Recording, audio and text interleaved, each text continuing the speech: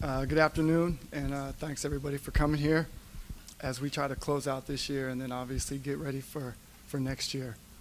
Before I start, I'd really like to give a heartfelt thank you to the Dallas Mavericks staff. During the year, it's countless hours on the road, it's tons of times away from your family, and their commitment to our team has been amazing throughout the whole year. And then a big thank you to Jay Kidd and his staff. The job they did this year was elite. You know, they went the last 2.5 months without having any practices, but they still got our team in position to win. And a lot of times, not only did they not have practices, they also didn't know who was going to play because of the revolving door. And so I'd just like to thank them. And then lastly, the players. You know, they really, you know, the never say die attitude, they embodied that. Next man up, you know, kind of all the cliches, like they literally lived that this year. And they ended up playing inspiring basketball. And it really showed their character. It was on full display. Injuries depleted this year, depleted our roster, from the start of training camp. But the players and staff never wavered. And it really gives us optimism for next year. Defense wins championships, and we are hanging our hat on defense. We're going to return one of the best front lines in the NBA, and we have one of the deepest and the most versatile benches. The draft this year is extremely deep, and we're excited to play the role that we are. We'll see where we go after the draft lottery, but we know we're going to get a really good player. And then we'll also use free agency to kind of shore up the rest of the roster. With the support of the fans, we are committed to coming back next year stronger than ever. Every decision we make this year will be through the lens of competing to win, and our goal is to bring a championship back to Dallas. And with that, I'll open up for questions.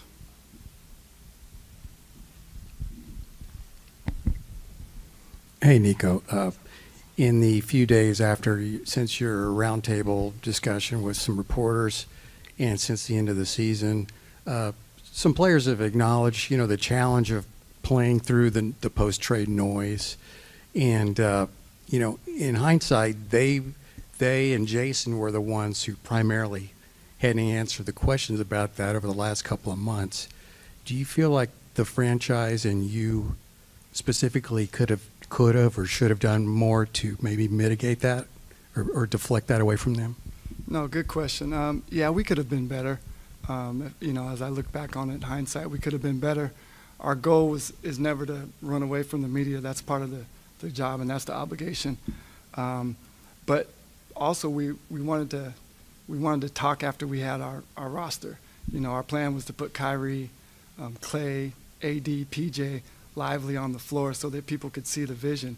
And unfortunately, that actually never came. So there was never a good time for us to do that. And Nico, Christian Clark with The Athletic, you know, in the weeks leading up to the trade, how much discussion internally was about just, you know, trading Luca for another player who up to that point had missed a lot more time in his career effectively, like trading a guy for a player who I guess was more injury prone. How much did you guys discuss that or think about that?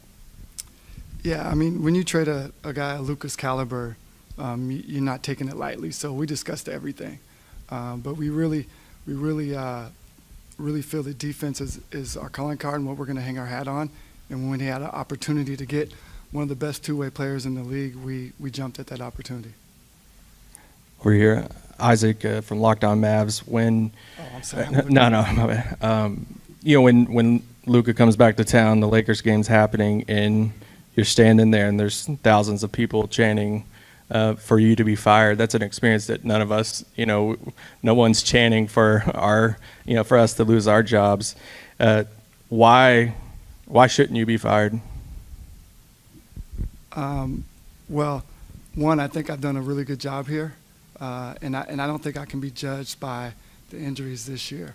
You have to judge from totality, from beginning to end, and so I think I have a really good working relationship with Patrick. I think you add in Rick, the leadership that we have is really elite, and you'll see next year when our team comes back, we're going to be competing for a championship. Nico, you say repeatedly over to your left. You say repeatedly that defense wins championships. Are you saying it was impossible to build a roster that included Luka Dončić that was strong enough defensively to win a championship? No, I think it's really doubling down on defense. And, you know, like I said, when we had the opportunity to get Anthony Davis, who is one of the best two-way players in the league, we jumped at that opportunity. Hi, Nico. Joey Mastretta with Clutch Points. Going off that question, you've made it very clear defense wins championships, and that's a very respectable mentality, an old basketball saying. Looking at Luka Dončić, he did get this team to the NBA Finals last year. When you look at Luka Dončić, do you consider him a championship-level player? You know, that's kind of an unfair question. Luka's no longer on this team. But what I am excited about is I do believe we have a championship caliber team, and we'll show that next year. Mike Curtis, Dallas Morning News. Piggybacking off that a little bit, you mentioned last week that Dirk is no longer around the franchise. Obviously, Luka isn't a part of the franchise anymore. And they're two figures that mean a lot to this organization and the fan base. Obviously, it's severed right now, just with everything that's happened. Like, I guess, how do you repair the relationship with the fan base going forward? Well, one, you mentioned Dirk, and so it's important to say, like, he's the single most important figure to the franchise, so that's extremely important. I believe winning will help repair the relationship with the fans, and that's what we plan to do next year. Yeah. I know you said winning will repair it, but have you ever thought about what if it doesn't? I'm an optimistic person, and I move by faith, not by fear. Nico, Joe Trahan from WFAA. You said earlier you don't like to run from the media, but Nico, I am interested in your reasoning by having that roundtable discussion without any cameras or audio equipment, and then less than a week later having this meeting that we're in right now. What's your thought process behind doing it that way if you say you don't want to run from the media? Yeah, no, it was a good question. It was a collective thought process. It was meant to be more of like a roundtable discussion. Clearly, it didn't have the goal that we intended on doing it, so that's why we're coming back here today. The goal was that I answered all the questions today. I could talk about the team as it currently is and then what we do going forward. But because it fell flat today, that I'm answering the same questions I answered last week because we didn't do a good enough job. The other part that we really wanted to show is the face of the leadership of the Mavericks going forward, which is Rick and I. And so those were the two goals.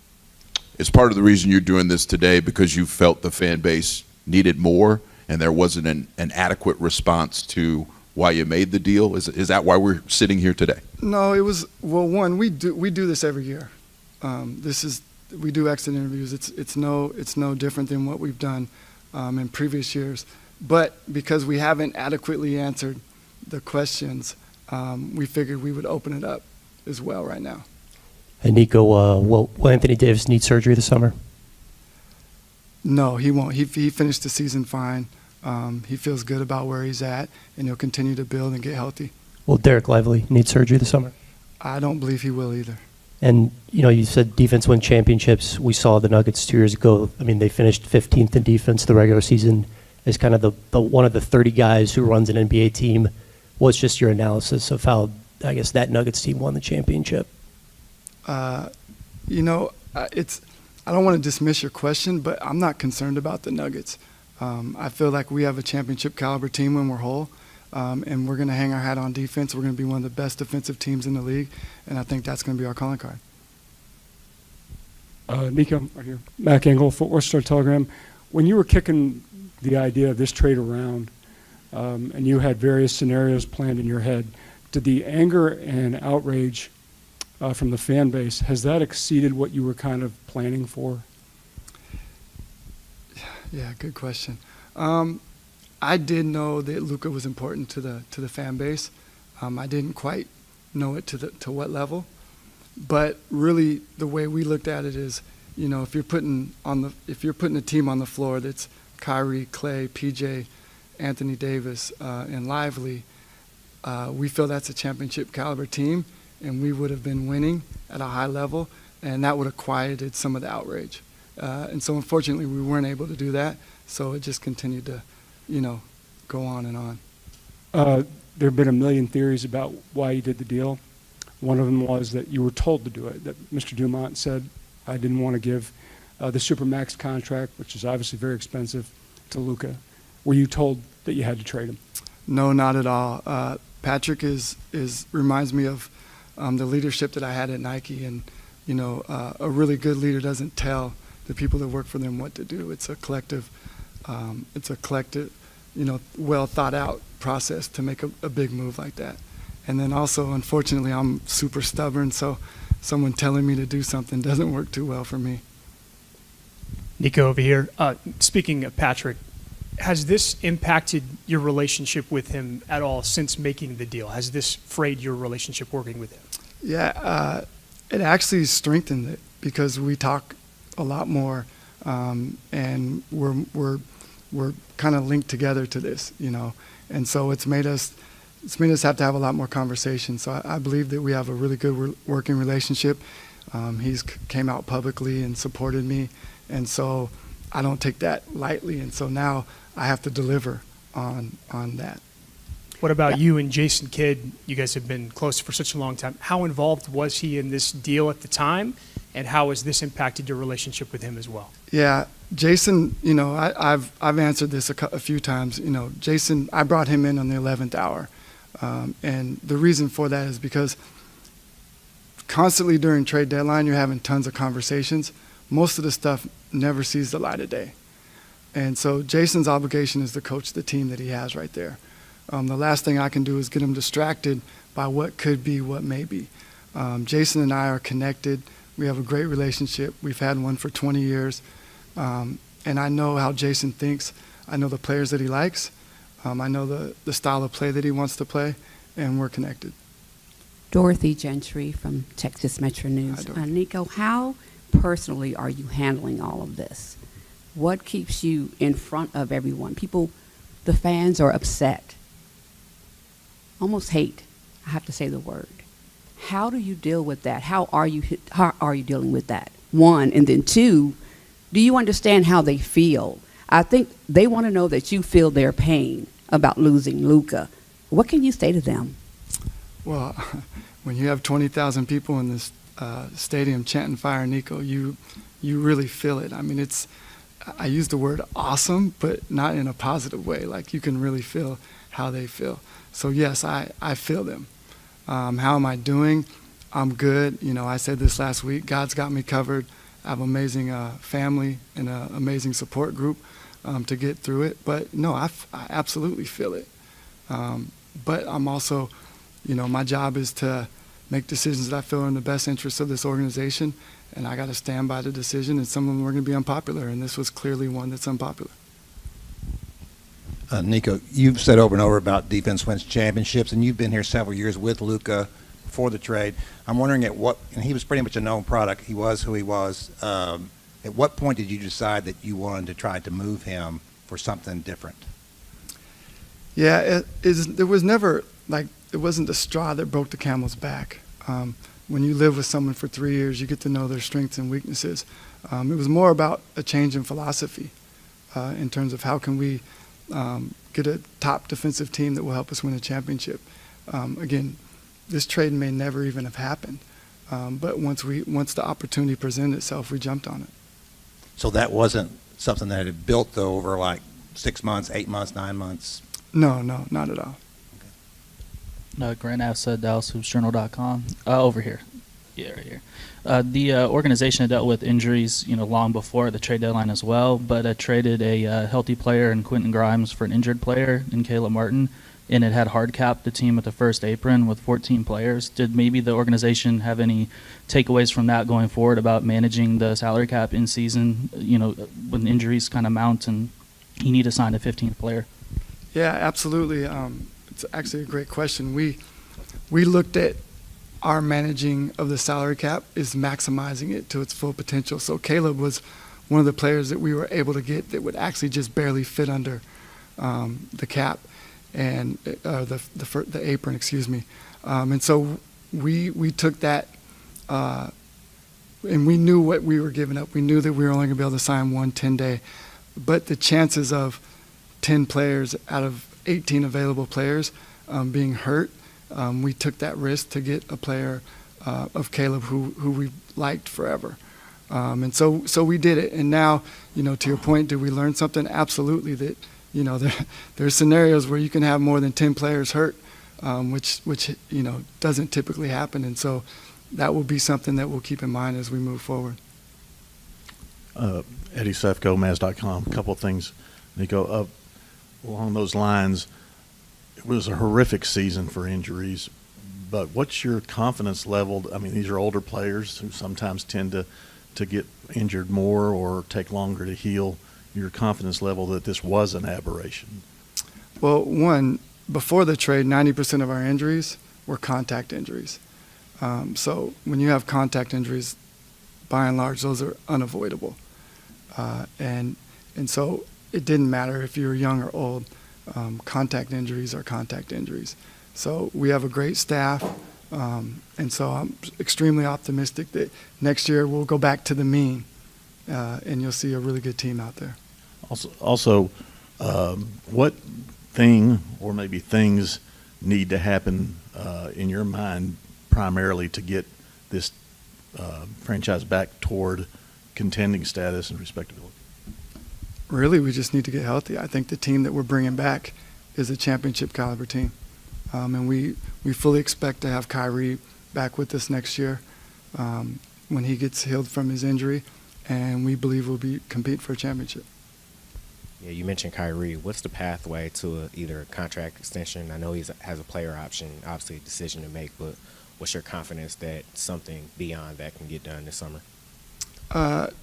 Kyrie is a big part of what our future is, and that's not going to change whether he opts in or opts out.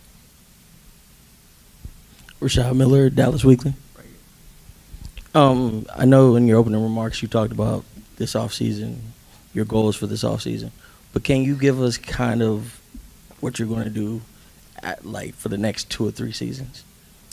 Yeah, I mean, our core actually is connected for the next 2 or 3 seasons, so I don't see much movement from our core. I really see how you shape around that, and it starts with the draft. Nick Angstead, Locked On Mavs. You said that Patrick Dumont initially laughed at you when you brought him the Luka trade. What did you say to convince him to approve it? It wasn't really it wasn't really a laugh. It was more of a chuckle. But really, it was just I'd said it out of the blue, and then as we started talking more, I gave him reasoning behind it. And we're a very process-oriented organization, and everything we do is without emotion and goes through the lens of process. And so once we had those substantive discussions, then he saw the vision. Hey, Christian Clark again. Do you feel like, just to follow up on Mike's question, do you feel like Kyrie opting in is a possibility? It's too early to speculate what Kyrie's going to do, but what I do feel is going to happen. He's going to be a Maverick next year. And then he's going to be out a significant portion of next season.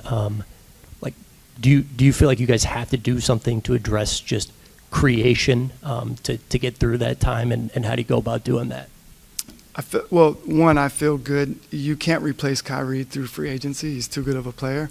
We have a really deep, versatile bench, and some of those guys will have to create. They'll have to create the void. It's going to be by committee.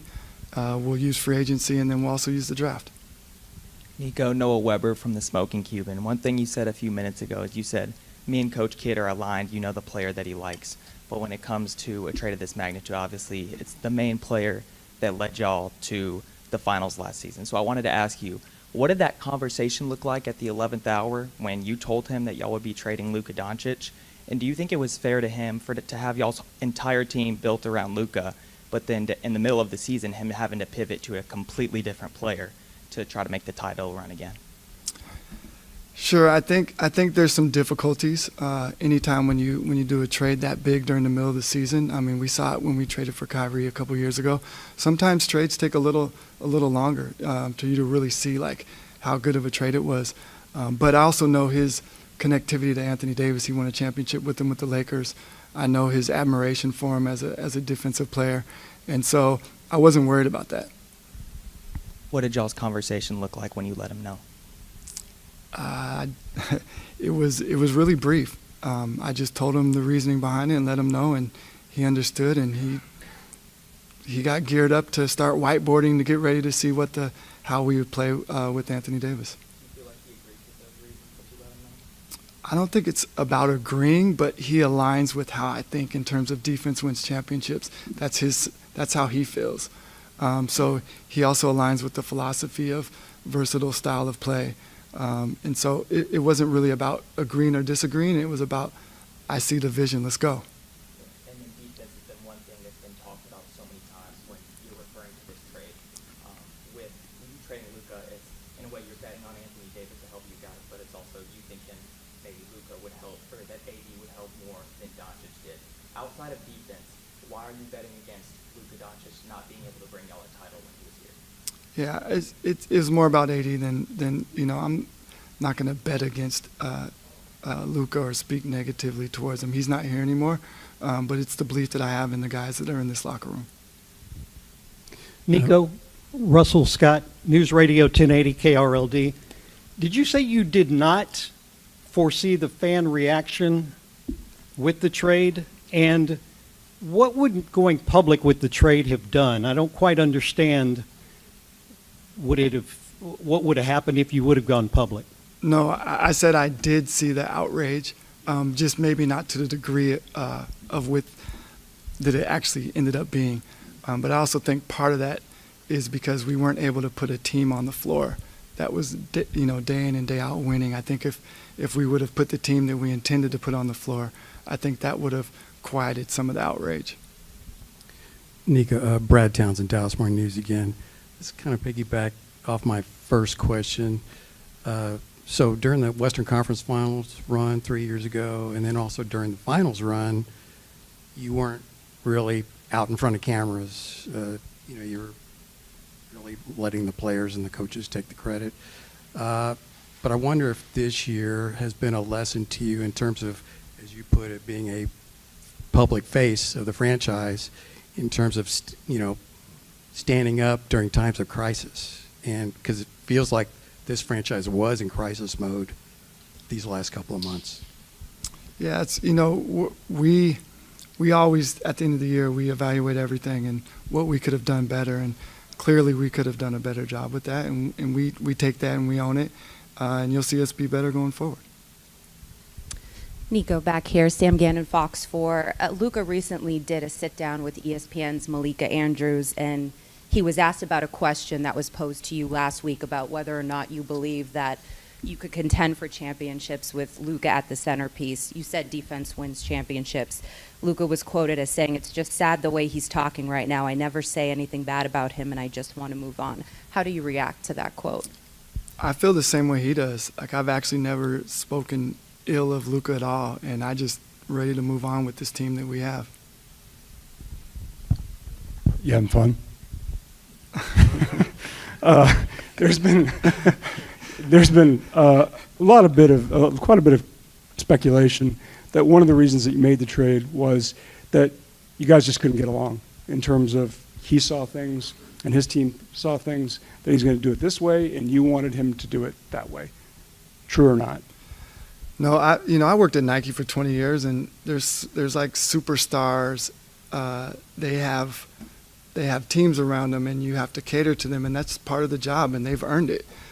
So I don't worry about getting along with people. I can work with anybody. Then the other observation is not necessarily that you made a big trade, but what you got in return.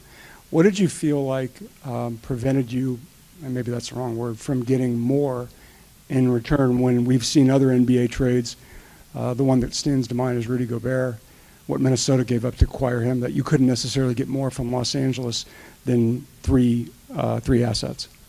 Yeah, I think the biggest thing is, and I said this last week, if you don't value AD as an all NBA player and an all defensive player, then you're not gonna like the trade. We targeted AD, but if you don't like him, then there's nothing else we get that's gonna make you excited about the trade, and we value him. All right, just two more questions. Dylan Reed, ticket in Dallas. Are you worried that the Luka trade is going to hurt you guys in free agent negotiation moving forward? You know, it feels as though, and at least he's highlighted as much, that he feels as though maybe it really was done behind his back. Are you worried that moving forward, other players that come here might think, well, if I go there, what if they trade me without knowing? Is that a concern you guys have? Not at all.